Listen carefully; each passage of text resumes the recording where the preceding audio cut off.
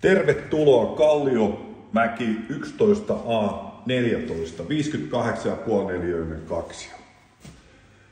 Eteinen lasikaappo ja säilytystilaa tässä takana todella paljon. Laitettiin uusi makea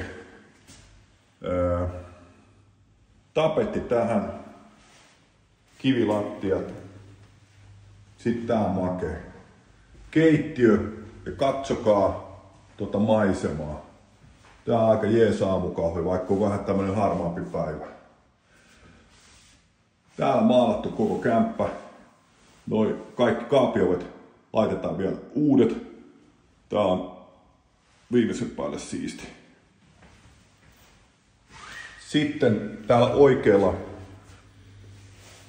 kylppäri, siisti, perus, suihku, vessa, toi kuivausteline. Sitten tää jännätään.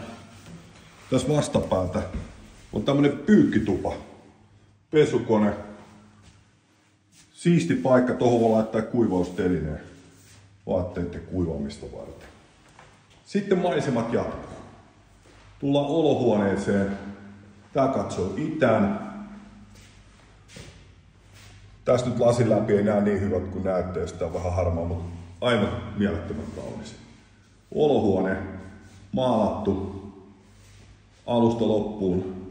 Tossa on parveke, etelään lasitettu parveke. Siellä on meidän remonttirojuja vähän vielä. Ja tossa näkyy Brysbeenin torni, tosi makea illalla, kun se on valaistu.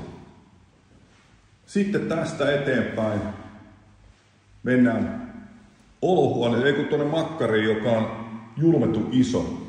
Laitettiin uudet tapetit tonne ja kattokaa tätä maisemaa. Tää on kyllä tää on niin makea. Tämähän on kiva hetki. Ja täällä isot kaapit, taas säilytystilaa tosi paljon.